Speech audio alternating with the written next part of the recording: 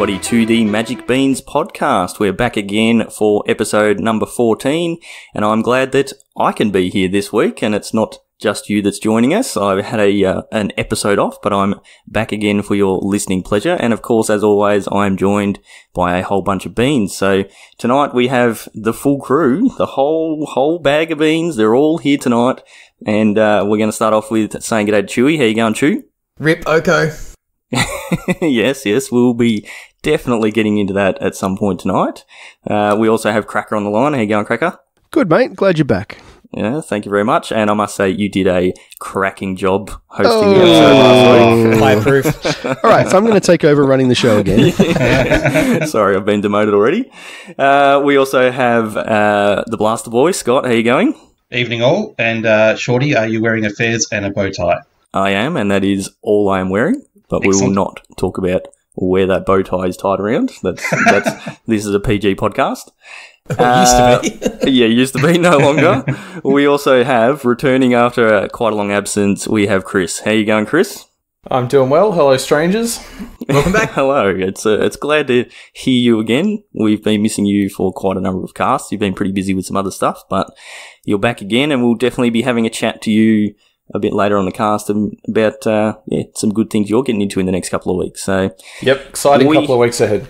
Yes. Well, it's been a very exciting couple of weeks in Magic in general, the last couple of weeks since we last recorded our episode, and the next couple of weeks are going to be exciting as well. So normally this time of the year it gets a little bit quiet with Magic news, and there's no sets coming out till next year, but Wizards is doing a really good job of keeping things going and overloading us with information. So we have a very packed episode for you, and we'll try and push through it all and get it all done for you tonight. So we'll kick off this week's episode with our usual Blaster Watch. So, Scott, how you been going? I know you had a little bit of a break from playing that much on Arena, but I think you sort of jumped back in. And where did you end up? What deck did you decide to play? Did you branch out, or have you gone back to your roots? No, I've branched out a little bit. I'm still on the red, so I don't know. I thought you were going to say what branching out means. No, not really, but I have moved away a little bit from my fireball type system that I follow. Shorty actually posted It's a way of life. It is.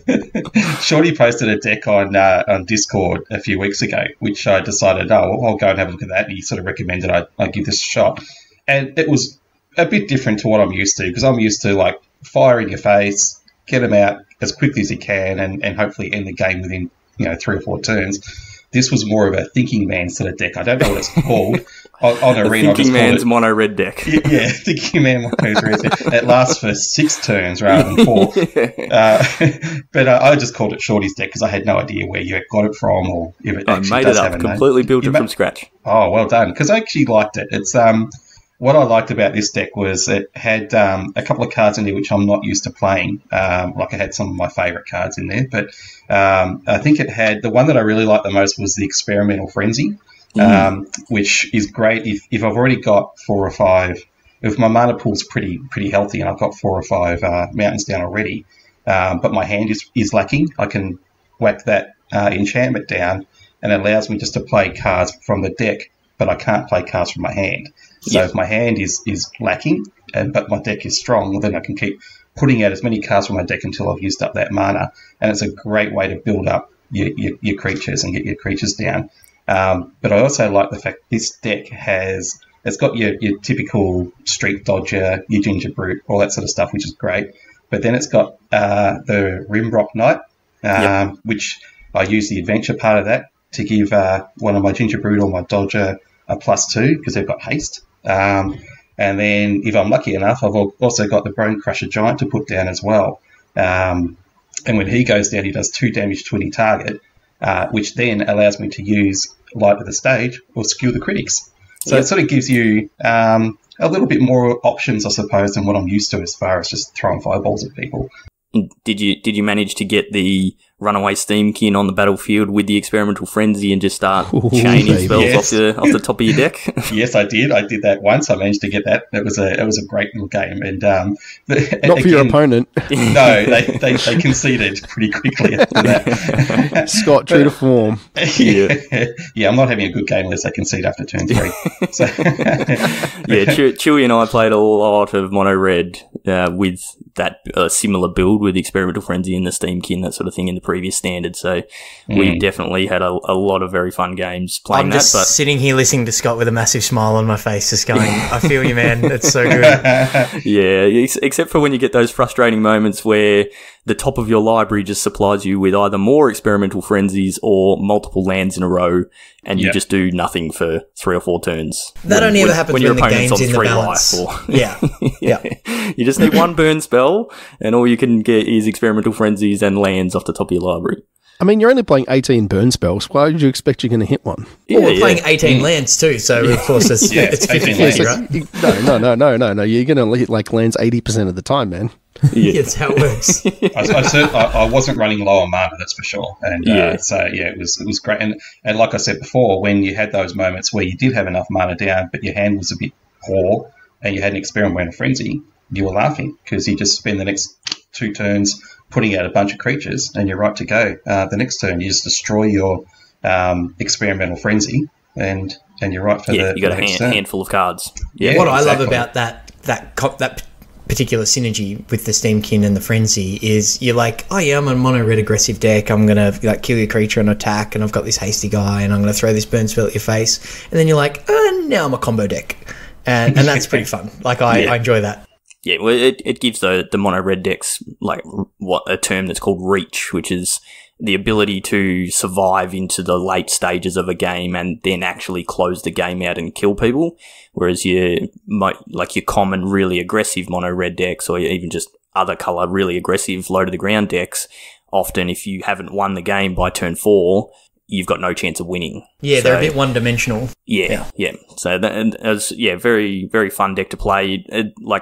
I'd recommend you playing a bit more with that deck, and I wouldn't mind actually sitting down and playing a deck like that with you in person, Scott, because there's actually a lot of little finesse things that you can do, especially with Experimental Frenzy and Light Up the Stage, and sort of maximising getting the counters on your runaway Steamkins and things like that, and it really sort of teaches you how to it teaches you about things like priority, being able to hold priority when you cast a spell to cast another spell, and different things like that. So it's a simple deck to play on its face value, but there's a lot of depth that you can actually get into with it. So yeah, upkeep stops to use instants off the top of your deck before you draw them into your hand. I want to do a video now. Well, like I said, it's a thinking man in your face deck, so it works well. But thinking which bolt to throw in your face.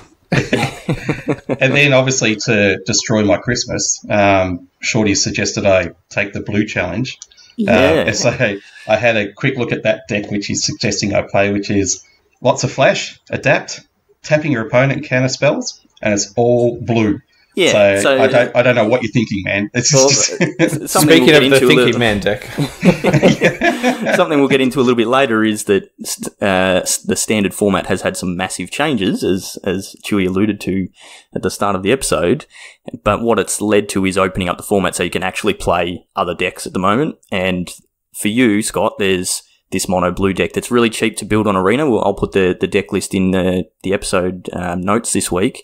It's really cheap to build on Arena, hardly any rares, mostly commons and uncommons, that sort of thing. So it's quick and easy to build, but it's a completely different deck to what you've been playing. You're playing pretty much everything in your opponent's turn rather than playing it in your turn, and you'll have to learn when to hold up counter spells, when to cast your creatures and things like that. So yeah, I've put the challenge out there for you, for Scott. You don't have to play it in the next 2 weeks, but at some point in the next month or so, it'd be good to see you branching out, as you said you think you've been doing, branching out into other directions of red. I would like to have seen a cavalcade in there somewhere, but I know it's not really going to fit, is it? No, I don't think you can cast that one.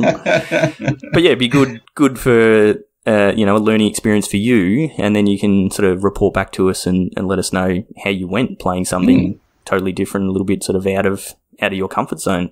Yeah. So you're up for the challenge? Oh, absolutely. Yeah, no, I'll have a look at it this week. Yeah, good. Cool. And maybe we can organise, like we sort of mentioned when we first started this podcast, getting you playing with a couple of us on the line while you're playing, and we can sort of coach you through some play lines and that sort of stuff, and put a video together. Yeah, might be something we can look at over the Christmas break when we've actually got some time off. So, well, I'm hoping to create a couple of paper decks out of the one that you posted, the red deck, but also my Cavalcade deck. But if I can branch into something a little bit different like this, which is totally different to what I'm normally used to playing, it's all the better.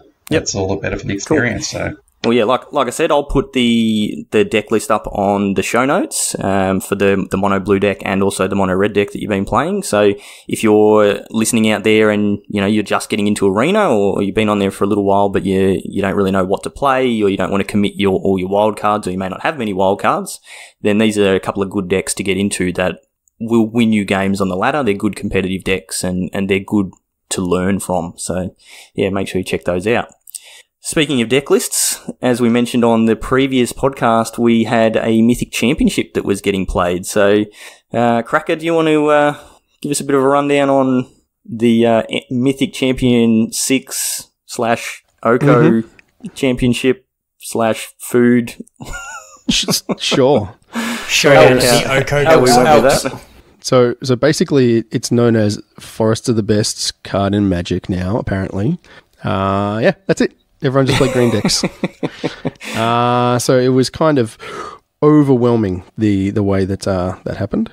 Hang on, I'm just grabbing the deck list now. Basically, as Shorty was saying, the metagame was made up of 70% NOko decks. So NOko Thief of Crowns, which has now been banned as of Monday this week, had been identified by everyone at the last Mythic Championship that it was the best thing to do, and lo and behold, it was the best thing to do. So we had, let's read the top 8. Simic Food, Sultai Food, Golgari Adventure, Sultai Food, Silesian Adventure.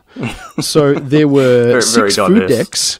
Yeah, absolutely. Let's not forget that Sultai is just Simic with a couple of black cards in there as well. Yeah. So it was all green decks. All green decks. Yep.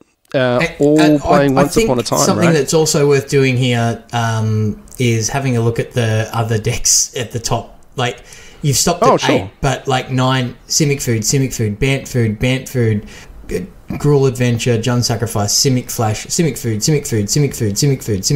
and yeah. So stuck in a loop there. It's it's ridiculous. Like, we look back at things like Eldrazi Winter and Skull Clamp and things like that, and we those broken cards and terrible formats that were just dominated by these busted cards, and we're going to look back at this at the same way, and it's going to be like, oh, there's NOko. it's the NOko deck again. So yeah, it's we'll look back at it in the same light, I guess. Like, it's in that same bucket now as Eldrazi Temple and Skullclamp and Ravager Affinity and, whatever else, comes to mind. So, yeah. So, interesting thing, though. I actually sat down and I got to watch a bit of the MC, and I really enjoyed it. Yeah, like, I watched quite a bit of it, and I quite enjoyed it as well. The games were, like, sure, there were a lot of mirrors, because there were some stats tweeted out that like 44% of every game that was played at the Mythic Championship was going to be a mirror. So that's not like one deck is Sultai Food or Simic Food. They are both a food deck, right? So like, yeah, some insane amount of matches were going to be, mirror matches. So it was inevitable that there was going to be a lot of it on camera, but they're actually really interesting matches to watch. Like, sometimes they would just go, Gilded Goose, turn 1, NOko, turn 2, Nissa, turn 3, game over, right? But the games that didn't go like that were really, like, some high-level play. They were really complicated, and they went forever. I mean, they did. Well, some of them did, yeah. Some of the games... It was the most number of draws for, like, 20 years or something, right? Yes, yeah. Exactly. Yeah. But, like, watching, like, Pulavita Domodorosa, who came second, pilot a deck like that with his level of skill is just awe-inspiring, because you just look at we have perfect information, right? You've got two people doing commentary talking about everything that's going on. One of them is usually an ex-pro or current pro who's just, commentating, and they still don't see the lines that he does. And he's playing like 4 turns out, and just his understanding of the game is just amazing. Like, you just go, oh, right, I would never have, like, you could sit me down for 6 months and I would never reach that conclusion. Yeah, so much of the especially the mirrors came down to planning ahead and going, okay, in 2 turns I want to be able to kill your Oko or cut you off of how much food you've got or whatever it is, but having a clear plan and making attacks and casting the right spells so that in 2 or 3 turns you can achieve what you're trying to achieve. And I was talking to my wife about this sort of stuff, and it's like, I just can't think like that. That's not how my brain works. And that's I what miss separates... onboard tricks, man, let alone thinking multiple turns in advance. It's like, wait, in my Mogul match this week, I accidentally passed my turn. I skipped a whole turn. Noobs. That's what separates those guys at that level from us plebs. Yeah, that's it. So, admittedly, I wouldn't want to see that ever again. Like, I don't want to sit down and go, ooh, 70% Oko again. Here we go, baby. Let's watch another 6 hours of this. But as like a one-time thing, I actually found it quite interesting.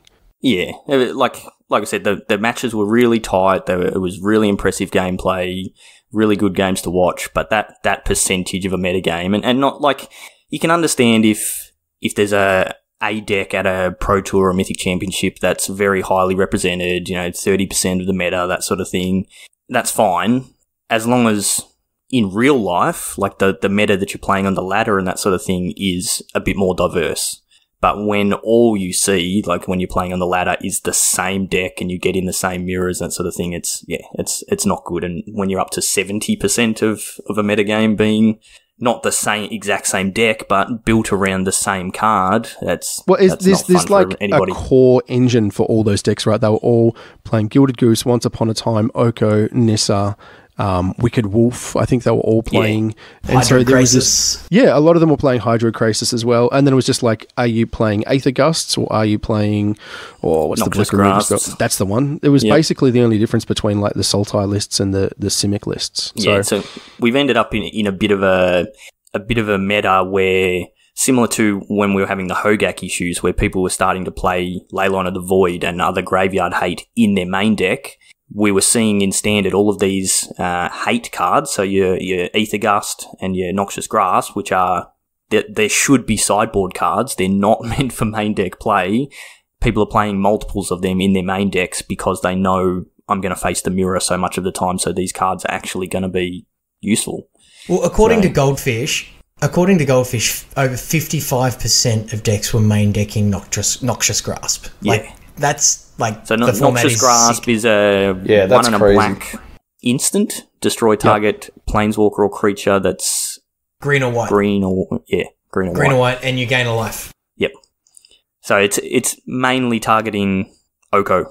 Yeah, it's the epitome of a sideboard card, but when you've got turn 2 Oko, turn 3 Nissa, a 2-mana answer to those cards is what you need. And if it's a dead card in 40% of the matchups, you accept that because it's in 60% of the matchups or 70% of the matchups, whatever it is, whatever the representation of Oko was, then you just have to play it. And that's one of the red flags that there's something wrong, right? Yes, definitely. There were some other sweet decks that were shown on camera, which was pretty cool. The Jund Sacrifice deck was I've been playing that deck. Pretty sweet. So it's playing one of the Brawl commanders, Korvold, I think it is. Yep. And so he's a 5-mana 4/4. When he enters the battlefield, you sacrifice a card, and you sacrifice a permanent, draw a card, and he gets a +1/+1 counter. Yeah, he flies too. Did you say? Yeah. And every time he attacks, every time you attack as well, you can sack another permanent. Any time that you sacrifice a permanent, though. So if you use like Fabled Passage, Witch's Oven. Yeah. Yep. So there was some pretty sweet games I saw around that. And it's got the Cauldron Familiar and the Witch's Oven. Witch's Oven thing. Yeah. So I've been playing as well. Yeah, I've been playing. So my last few matches on Mogul, I played. The one I'll play tonight will likely be the Jund Sacrifice. I've played just the green-black Sacrifice, deck. I've played like Sultai and Simic and all that sort of stuff. But yeah, that engine of Cauldron Familiar, Witch's Oven, Trail of Crumbs is really, really powerful. So the Cauldron Familiar is a black, it's a cat, so they call it the cat oven combo. He's just a black for a 1/1. When he enters the battlefield, each opponent loses 1 life, you gain 1 life, and then he has an ability where you can play it from your graveyard by sacrificing a food.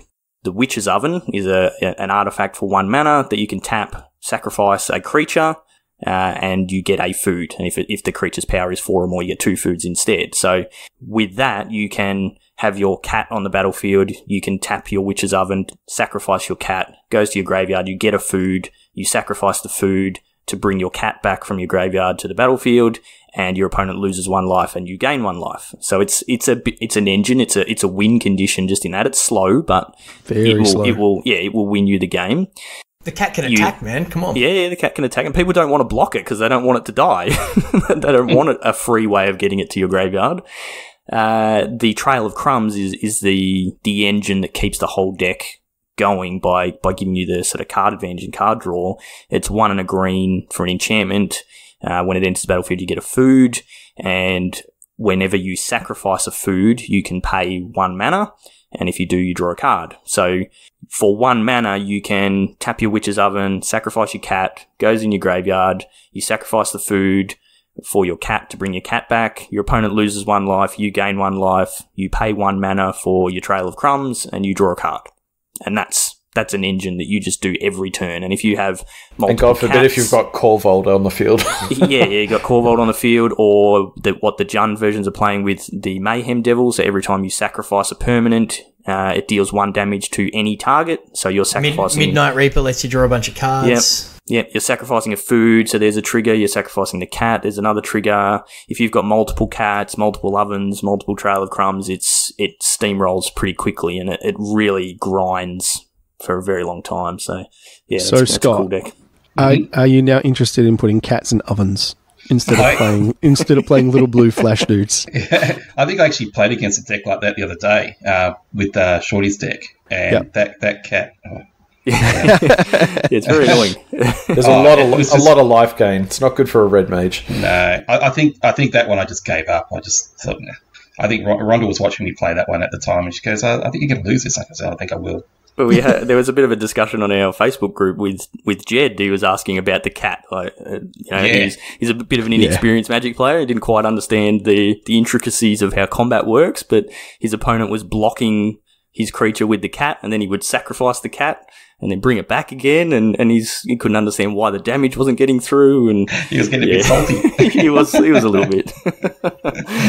So, yeah, any other spice from the Mythic Championship? I guess it's not really that relevant anymore. We probably want to move on into our next topic. But I think we can all agree the next topic was we all saw coming. So, Chris, do you want to give us a bit of a rundown on the banned and restricted announcement that came out on Monday? Yeah, so Monday this week we had a banned and restricted announcement, and I'll start with the least relevant stuff because we're probably not going to talk about that. We had Narset Parter of Veils banned in Vintage. Restricted, in Vintage. Ren and 6 banned in Legacy. Oko Thief of Crowns banned in Brawl.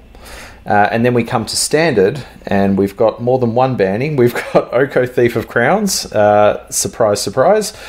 Veil of Summer was banned as well, along with Once Upon a Time. So all the green cards. Ouch. Somebody decided green should no longer be the best colour. Yeah, I mean, going back to the deck list from the MC, I'm pretty sure like every deck in the top 16 played Once Upon a Time. Like, yes. I don't think there was a deck that didn't play it. So, like, that's just crazy.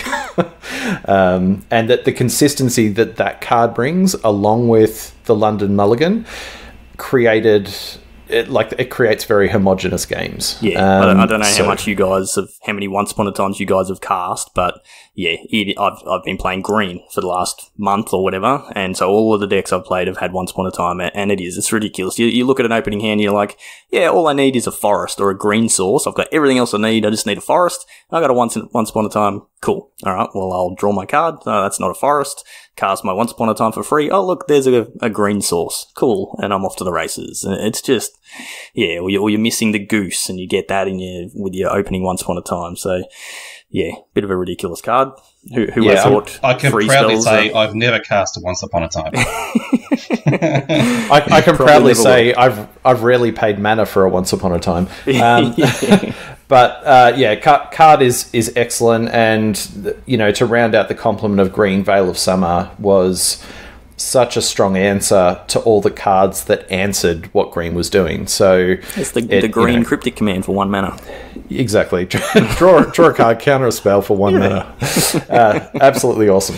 But yeah, any kind of black disruption, counter spells, whatever, like it just shut down so much stuff, and it was so cheap, and it just caused massive blowouts for a deck that was already very, very powerful. So well, not a lot of there's deck building surprises. cost in adding Noxious Grasp, right? So you're like, okay, I'm prepared for this Oko deck, and I'm just going to get him with my Noxious Grasp.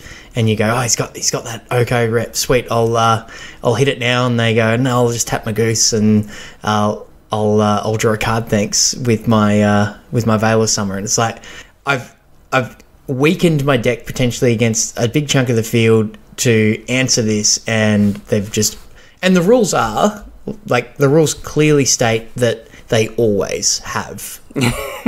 They always have Veil of Summer. Oh, yeah. Yeah. Yeah, and often you can just cycle it. Like if your opponent's not targeting your creatures or doing anything that you can actually use the Veil of Summer, like the hexproof ability and that sort of stuff on, if they're casting blue or black spells, you can just cast it at the end of their turn and just draw a card. So it's very rarely dead, which makes it a bit of a ridiculous card. So I think we all expected Oko to be gone. Yep. I think it's interesting though, consensus. because listening to a couple of different podcasts throughout the last week or so, a lot of them were sort of thinking that they won't actually go and ban it because it's the face of the set. Yeah, that sort of seemed to be the consensus, but they banned Emrakul a couple of sets ago and things like that. Similar to what they've done here with Oko, they waited a long time before they banned Emrakul. They banned everything around Emrakul, and then eventually they got to a point where like, okay, yes, Emrakul still is a problem. All right, we'll ban it. So they did the same with Hogak as well. Yep. Yeah, and you can understand that from their point of view. Like they still want to sell packs, and it's business. I mean, it's from a consumer perspective as well, right? Like you're this kid who goes to the magic shop and he buys one pack and he cracks this sweet mythic, and the guy behind the counter goes, "Oh, sucked in. That doesn't do anything anymore." I wouldn't go back to that shop if that's what he said. But. Well, but and like you can just shop owner. Yeah. Wow. Can't even play it in Brawl now. Oh, feel bad. So, Chris, we mentioned consumers. I know you have an interest in the the finance side of cards. Have you seen a particular plummet through the floor of prices with these bannings? I haven't looked really closely, to be honest, because I've just been, and I think a lot of people who are kind of plugged into that scene have been pretty careful when it comes to all of these cards. Like these are just on the hot list of they're going to get banned, and so it's like a sell rather than buy scenario, right? Yeah. Like I think a lot of people who are switching. Veil of Summer's a funny one because it's an uncommon, so it's kind of like it's had a much higher print run. It's just a lower value card. That being said, it was like crazy expensive for an uncommon. But I actually haven't checked in on prices since the bannings. But Veil of Summer will see play in a lot more formats, I guess. Yeah, absolutely. It's okay. We're seeing playing. It's Legacy capped with modern. its uncommon status, though. Oh, okay. Oko's seeing playing vintage. Yeah, did you see that thing on Twitter where someone was attacking with a Black Lotus that was he won the game. The lethal game. So good. It's like awesome. The most expensive elk. You could buy an actual elk for cheaper than that Black Lotus. I could just see someone, rather than using tokens, here's my elk.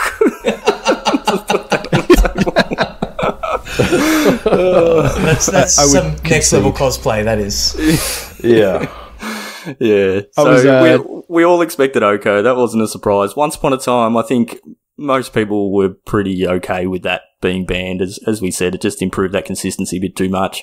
Veil of Summer was probably a little bit of a surprise banning, but everyone can see why it was gone. And yeah, those 3 cards going brings the power level of green down quite a bit, opens up Standard.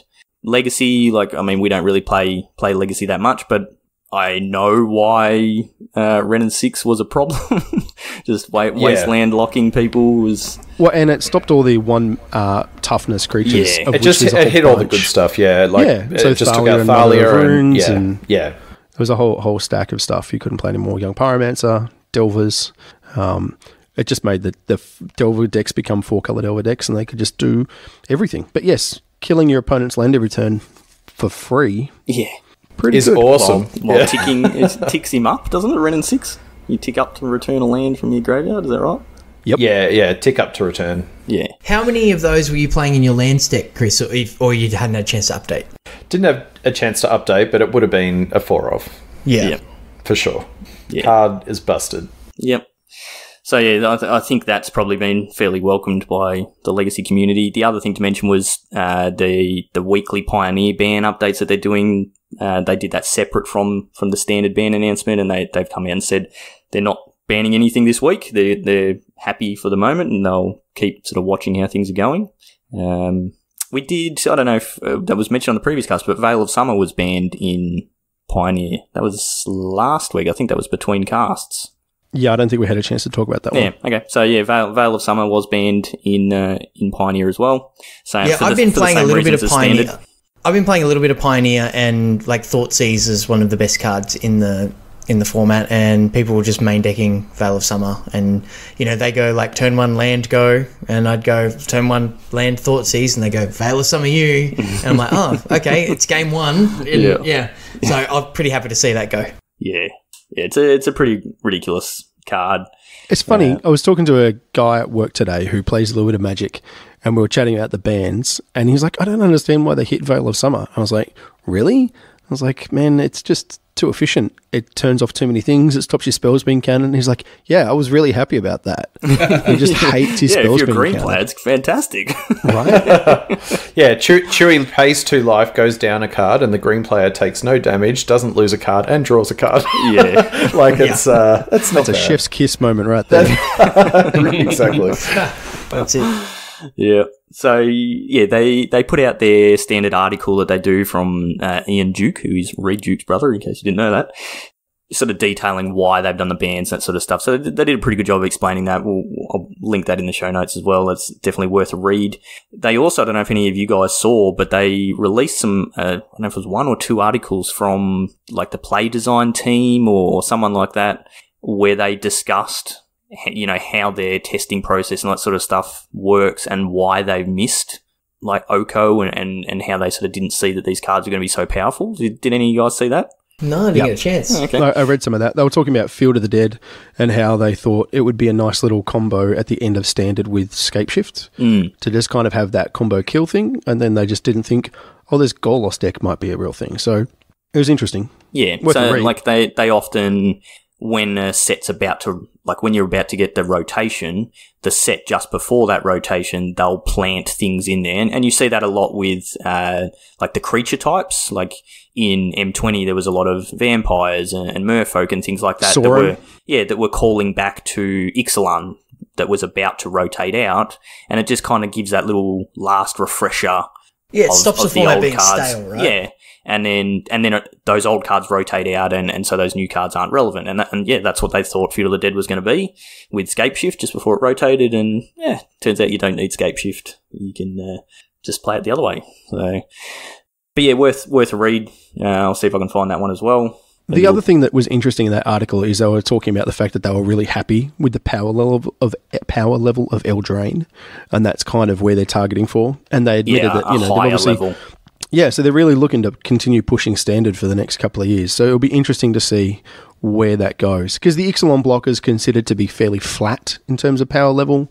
There were some, good cards in there, but none of them were Oko level busted or, any of those other things that have just got banned. So it'll be interesting to see if they can walk that line.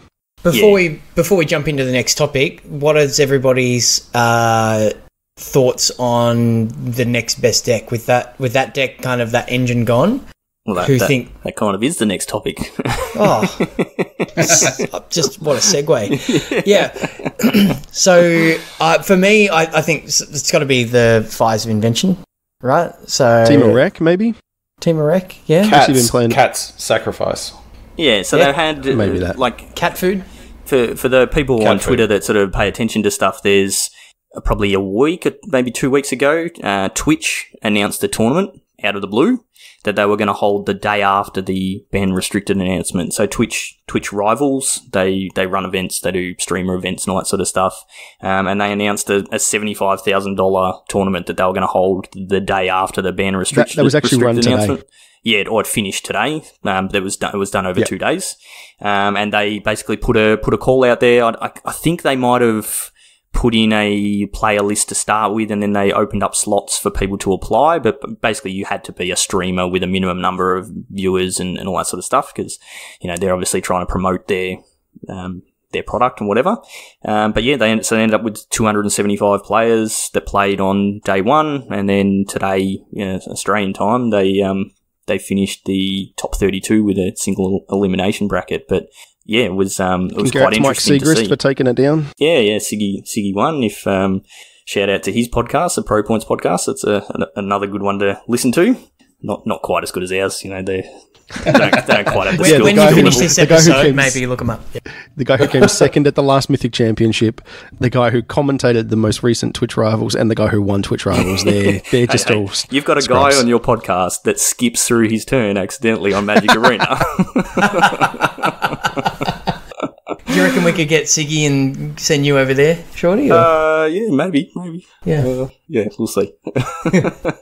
So yeah, they had. Obviously, that was the first chance that we've had, like literally straight after the banner restricted announcement, to see what we're going to get, what decks people are going to build, what the metagame's going to shake out. And the Jeskai Fires deck was the highest represented deck in that tournament. I think there was 27 copies of it. Just looking at the metagame now. So 27 copies of Jeskai Fires, and then Team of Reclamation, and then a few aggro decks, the Jund Cat decks, that sort of stuff. So yeah, there was a ton of different decks. All the deck lists are up on MTG Goldfish, so it's definitely worthwhile having a look through there. But yeah, quite a diverse metagame. My pick for what would have been the best deck straight after the ban would be Jeskai Fires as well. I know, Chewy, you've been playing quite a bit of that. You've been playing that deck for quite a while now. You've done a few videos. Have you had a chance to play it since the bans? Just jumping on ladder for like the odd game or two here and there, and still feels good. Yep, still feels really good. I had a really sweet game where my opponent was mono red playing the what's the other red enchantment that we were talking about earlier? Cavalcade. No, the 4-mana one. Experimental Frenzy. Frenzy, That's yeah. the one. Yeah, so he kind of went nuts with that, and he had, I don't know, 9 or 10 other permanents in play, and my turn consisted of casting the red Cavalier, and then wiping his board and giving my thing lifelink with Deafening and Clarion and attacking, and yeah, it was pretty nice to win that game. It's like, am I dead? No, okay, I win. Yeah. No, yeah, it was it's pretty cool. It's like this mid-range control deck that just goes, no, I win. Yeah, has just a got bit of that a combo button. finish. Yeah, it's great. Yeah. So the next most represented deck was Team of Reclamation. I know, Chris, you played, like in previous standard, you were playing quite a bit of Team of Rec. I played a bit of it myself, but what do you reckon that's going to be like sort of going forward from here? I don't know. It feels like it's pretty easy. Like, it feels like it's easier to target that deck than it is something like Jeskai Fires. So, it also doesn't feel as broken with Nexus not in the format and that kind of thing as well. It's still a really strong deck, and like, I'm not sure what the current builds are, but if I assume it's Expansion, Explosion, Niv Mizzet. Yeah. Like that's a very, very powerful endgame. So I really like it. I like anything that's got a lot of mana and a lot of big things that you can do. So, the deck is definitely sweet. And I've been playing that a little bit on Arena as well and having moderate success, I'd say. So I think the deck is definitely good. Games this week of it, and same thing. It was like, when it works, it's super powerful. And I just, shot you down for 20 with my expansion explosion, and then you go up against a Gruul aggro deck and they get a quick start and you're just dead and you've got absolutely no chance. So I'm not sure how definitely well missing a sweeper, like a cheap sweeper in its colours. There's flame sweep, it only deals 2 damage and that's not enough. We really need Anger of the Gods. That would be fantastic. Yes. Going back to Theros in January, that would be really nice to get that reprinted. It exiles their cat. It does. Yes. Yeah. So what do you boys think about like Esper Hero becoming a thing again now? I hate Esper. I know, but as far as like having the tools, if we're going to start seeing a bunch of decks that are playing 4 mana enchantments again, then Mortify is a really nice clean answer for hitting that. Yeah. So is Simic Flash. Or mono blue tempo, or mono red. Like, those decks are super powerful, but I think it's important that you're able to get under them. If they have that sweeper, then they are too good, I think. So having that vulnerability, I think, is actually good for the format. Yeah, I think who's vulnerable? Sorry. So those teamer decks and such, having those 4 mana enchantments. Yes. If they can go like, I'll kill all your dudes, and like the reason that the Jeskai deck I think is so good is because of Deafening Clarion. Yeah. Like it gives them that 3 damage sweeper. That 3 damage, as well as the randomly giving you things lifelink to get out of range. But mainly it's like on turn 3, I can either cast my Teferi because that's a good card in the matchup, or I can sweep your Edgewell Innkeeper and your whatever other creatures that you're trying to beat me down with, and then I can just take over the game from there. I think the Teamer Rec deck is bigger and more powerful again, and if that had if that could reliably splash white and blow everything up with Clarion, then I think it would be a negative for the format. I think it'd be too good. It would just become the best deck, and we'd just have like that Field of the Dead scenario all over again. No, but that's what I'm talking about. Like, basically, now that Veil of Summer's been banned, I mean, Thought Erasure is a spell again, Absorb is a spell. Like, there are all these new, like, tools that we had a couple of months ago that just basically stopped seeing play because the green decks were so dominant. So I'm just wondering whether, like, these Esper Hero decks, which, they're playing, Hero of Precinct 1, which makes a 1/1 token every time you cast a multicolor spell, right? You can just throw out just stacks of, early blockers and defense, but has a really strong late game. So I wonder whether that will become, like, control is a thing again. It'd be interesting to see. I can definitely see control coming back. Yeah. Speaking of which, we have another Mythic Championship coming up. We do. while we're talking about Standard. So we've had 3, this will be 3 in the space of like 2 months or something like that. Like, it's ridiculous how many we've got going on. But yeah, there is another Mythic Championship coming up in December. So, Chewy, what do you think? How do you think we're going to go in this one? So I've been really enjoying the Mythic Championships that are arena based. I've been like, it's something fresh and new, and maybe it'll become the norm, and we're kind of used to it. But at the moment, I've genuinely been enjoying that coverage. So this one is, I think it's like Long Beach or something. So yeah, it's there'll be palm trees, I'm sure. On the first weekend in December, on the December 6th to 8th, and all arena bases. 68 players. Some of the invites get weird as to who goes. I think the last time they did one of these smaller events, somebody won a Mythic Championship, which was modern, and they won it with the humans deck, and then just didn't get invited to the next Mythic Championship, which, because it was arena-based 68 players, was a bit strange. But, yeah, slightly different. Yeah, I think that was the Invitational or something. Oh, might have been. It was a bit of a weird. It was just a bit odd, yeah. But, there's logistically, obviously, having arena rather than just, like, tables with a couple of chairs. It's a lot harder to set up, so I do understand that. But it's a modified Swiss event, so it's a little bit different to your traditional sort of format where they just, you play someone on the same record, and as soon as you get to a certain amount of losses, you're kind of out.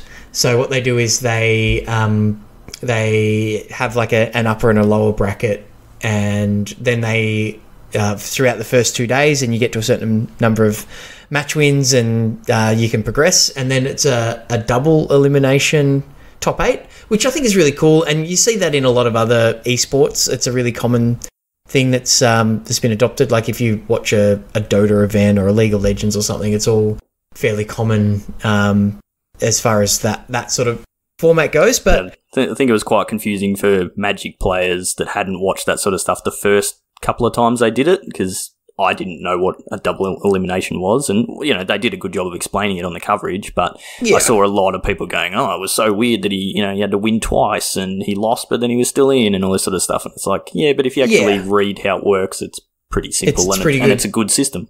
Yeah, and I enjoy its fresh faces on the coverage as well. I think the paper Magic coverage team does really well, and there is some crossover, but having the streamers doing coverage like Brian Kibler and Alias V and Day 9, as complementing like your Riley Knights and those guys, it's new voices and new perspectives, and I really do enjoy that. And I spoke on the previous cast, like the way that they do the in-between match coverage, rather than having BDM in the middle of a noisy auditorium trying to interview players. They've got them captive on stage, and that is more enjoyable as a viewing experience, both the gameplay and the coverage itself. Obviously it's not as big, and it's not as it's a little more exclusive, so it loses some of the they're not as epic, if that's the right word to use, but the exclusivity of them being such a small number of players, and like that high concentration of the really elite players makes them you see some really good gameplay. And what they are really is an advertisement for Arena, and pretty much and if they advertise Arena and they make a bunch of money off Arena, which lets them develop Arena and make it as good as it can be, then I guess I'm okay with that too. So I enjoy watching it, and I play Arena, and if this pays for them to do the dev in Arena, then it's a win-win. I'd like to be one of the players that gets invited. You get $7.5 grand for turning up. Just for rocking up, yeah. Just for arriving at they fly you to California, you get $7,500. Yeah, and $100K first prize too is nothing to sneeze at. Yeah, I mean it's a legit thing. You can almost buy a black Lotus, so it's almost. So you could ride in on an elk. Yeah. Get plenty of clout for that. Maybe let's hire an elk amino from the.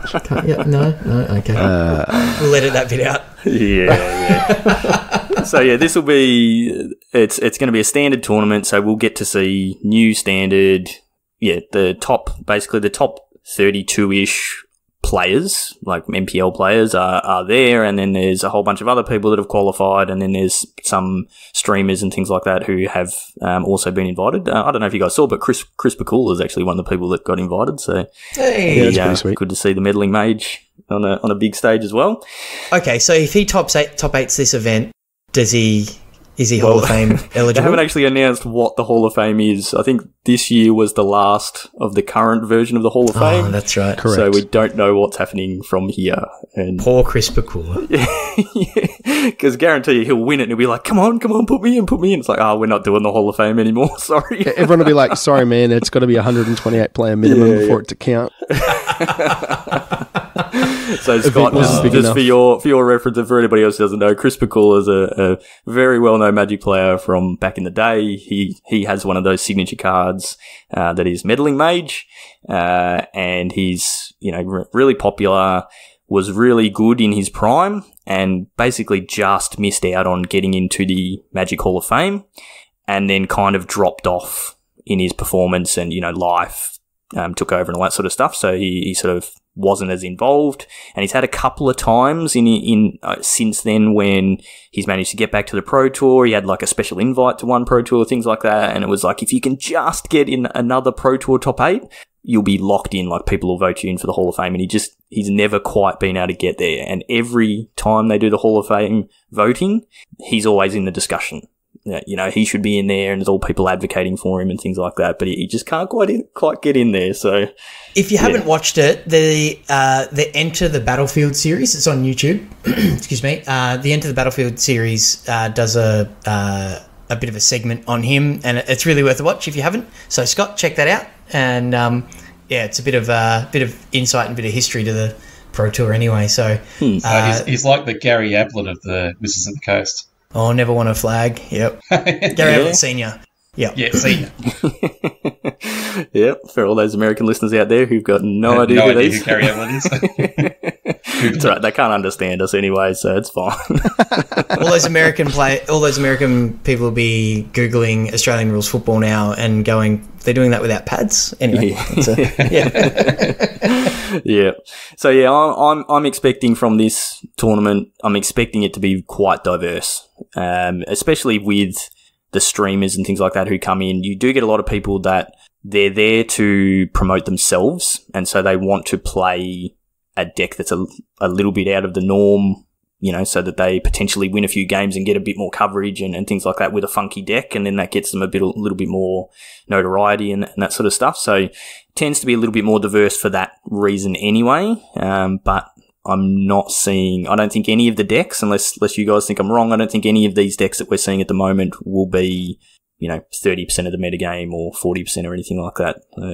Unless potentially, like the Fires of Invention, I'm tipping 20%, but not 40 to, like, not the numbers that we've seen with Field of the Dead NOko, but and having you know, a consensus best deck at 20% of the metagame is fine. Yeah, absolutely. 20% of the consensus best deck is perfectly fine. Say consensus best deck 10 times really fast. I couldn't even say it once. I actually think that even if it did spike to like 40 or 50%, you could just write it off as both a small field and anomalous, because the ban list was updated such a short time beforehand. Yeah. So it would not be a cause for panic. You shouldn't be going, oh, ban Fires of Invention or ban the cat or whatever. Like, it'll just be, yeah, that's a blip, because we haven't actually worked out what the metagame's going to be yet. Yeah, and the I reality don't expect is that will happen. After this Mythic Championship, I don't think there's any major events. I know, like, Star City's already run their invitationals and things like that, and it's Christmas time, so there's not going to be major events and things going on pretty much until the Theros set comes out in January. So yeah, even if it is a little bit lopsided, it should still be fine, and people shouldn't be out with the pitchforks again too much. But it's Magic players, so they're always out with pitchforks for some reason or another. There is one other important event coming up on that same weekend. There is. Hey, Chris. Yes, Cracker. Yeah, what are you doing that weekend, man? Are you still there, Chris? He's been asleep. Did you make a coffee in that break or something, man? Or? Just went and put the kids to bed. Yeah. He's been Chewy's talking. He'll be a while. Yeah, so Just mention weekend. KCI and we can stop for 20 minutes. It'll be fine. Ouch. Savage. So, same weekend as the MC. I'm not going to be plugged in and watching the MC, because I'm going to be going up to the once a year GP that we get down under. Boo. Which happens to be in Brisbane. So where all of us lads are based in Melbourne. So Brisbane's about a 2-hour flight north of where we are. So I'll be flying up there with my younger brother, actually. And we're both going to be hitting up the Brisbane GP on the weekend of the 6th of the 8th. So yeah, it'll be a lot of fun. Nice. Are you playing the main event, or are you just going to collect a case of boosters for the plane trip home like we normally do? I'm running a vendor booth. No. It's, I made the call. Standard really wasn't sparking my interest. So, and this GP is a standard GP. So, yeah, decided to not play the main event, and I will just be, up there jamming side events, having a good time, and hopefully crushing some side events and getting some prizes. You worked out what to play in Modern yet? No. Good. Yeah. So it's not like you're limited to what deck you can play, Chris. So many options. Too many options. Option anxiety. So, no, I've been over the last few weeks trying to play test a little bit and getting in. Unfortunately, probably fortunately, since booking in to go to the GP, Pioneer has also been announced, and I think there's going to be a bunch of Pioneer events, which I'm really excited about playing too. So then I'm getting distracted with Pioneer decks and brews there, as well as like I was originally planning to play Modern, and I think I still will play Modern. So I'm a bit scattered, to be honest, but that's okay. I'm just going to go up and have a blast and play Magic all weekend. Yeah. So for people who don't know, so the Grand Prix is what they now call them. It's a Magic Fest, which is it's a Grand Prix, at a Magic Fest. So the Grand Prix is the main event, and it's usually a big tournament in Australia. Varies how many people we get. Like we've played in some in Australia that are over 1,000 people. We've also played in some in Australia that are like 400 people. So it sort of varies and can depend on whether it's limited or what the format is, that sort of stuff. But yeah, over the years, as a group, we've done quite a few of them, and they're always good fun, like playing in the main event, but it's not just the main event that's on. So there'll be the main event of Standard, which will start on the Saturday and will run all day Saturday. And if you have a record of 6-3, or does it go 6-2? It's 6 wins or something like that on day one. Yeah, I think it's 6x. You make it into day 2. If you don't get enough wins, then you're out of the tournament. You play day 2, and if you get into the top 8, you then play a top 8. So it's a really long weekend and really draining. But aside from that main event, there are side events that run. They start on Friday morning and run all the way up until Sunday evening, and they run heaps of stuff. So this is what we've done a few times when we've gone to events, to Grand Prix and Magic Fests that we didn't want to play the main event. And like Chewy said, you play in these side events and you win tickets, and like you do at Time Zone, that sort of thing, and you use those tickets to buy booster packs. And we've done a pretty good job in the last few we've been to of all coming home with at least a box each, and it's kind of, makes it feel like you spent your money on something worthwhile. Yeah, I really enjoy because if we get a bunch of us and we all go, we'll pool our tickets as a team, and like you're playing for more than just yourself. You're like, I've got to win because I've got to contribute to the team. But also, like if you have a bit of a stinker, which I've certainly had, you go, the rest of the team did well, and I still got something out of it. Yeah, and there are other times where and they have like double up events where it's the same entry fee, but you win double tickets. So I'm the last one that was in Melbourne.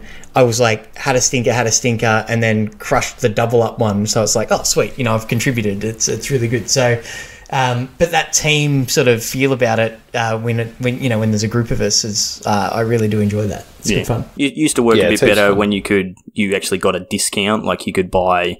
It's normally 10 tickets gets you 1 booster pack, and there's 36 booster packs in a booster box. So it would normally be 360 tickets to get a booster box, but they used to have discounts where you could buy a box for 300 tickets. So if you pulled all your tickets together, then you'd actually get a discount and work out even better for you. They've seems to have done away with that since Channel Fireball have taken over. They're a little bit more money hungry, I think.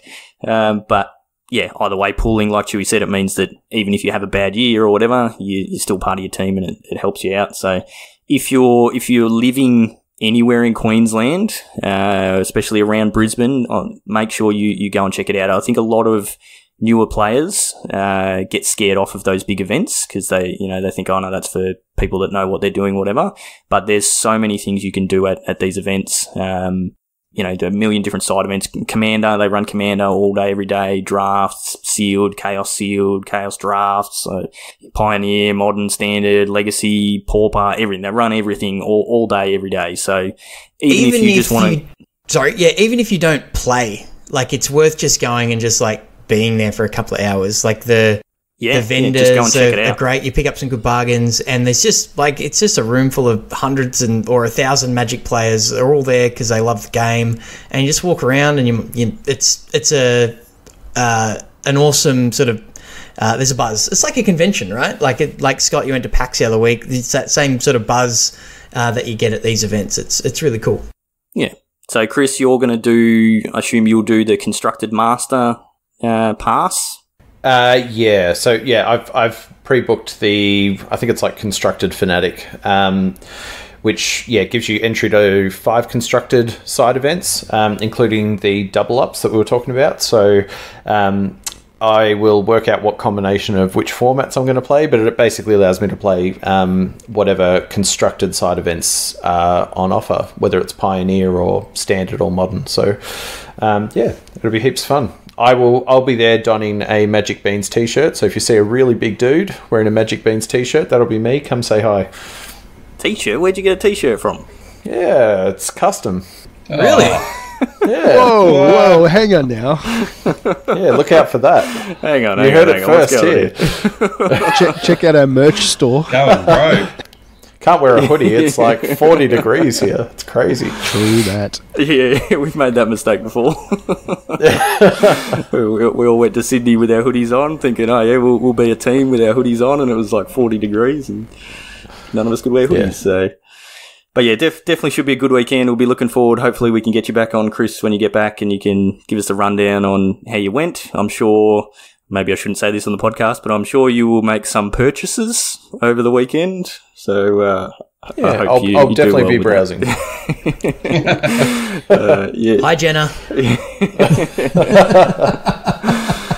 But yeah, it'll be a good event, and yeah, you'll get to. You never know. You maybe take some standard decks, and you can jump in a standard side event. But I'm tipping you end up playing Pioneer and Modern for the whole weekend, and yeah, hopefully your brother Matt has a good weekend as well. So. Speaking of him, actually, we're drafting with him tomorrow night. I hope Matt crushes it. He told me that he put Teferi in his Infect deck, so yeah, he's just going to get people all weekend. It's going to be good. Yeah. But yeah, drafting with Matt. Sorry. Yeah. We won't go into that. We're already going along. So the last thing we wanted to touch on is just, we've mentioned it a few times tonight, and over the previous cast, is the Mogul tournament that I've been playing in. The rest of the guys signed up on, and I don't think any of you guys actually ended up playing playing the challenge. So just to give a quick update, I managed to get my way all the way up to 11th on the ladder. I was really happy about that, really proud, all that sort of thing. And basically since then, I've done everything I possibly can to end up out of the finals.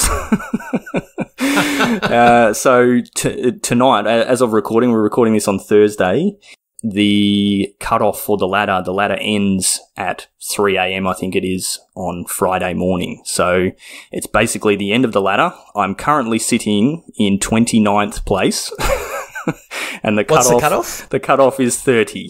So I have a game to play tonight. So by the time you listen to this podcast, my game will be played.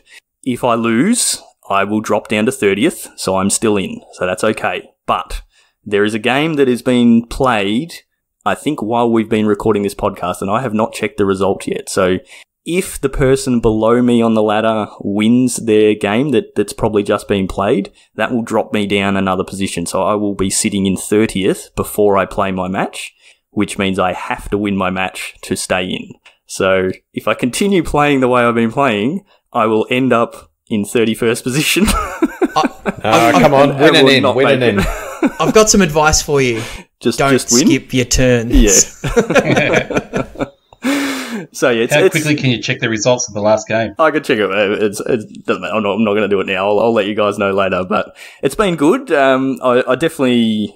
They've made a few changes along the way. Actually, originally it was top 32, and I don't know when they made the change, but they made a change to make it only top 30. And the last 2 slots, they're doing some sort of playoff event this weekend.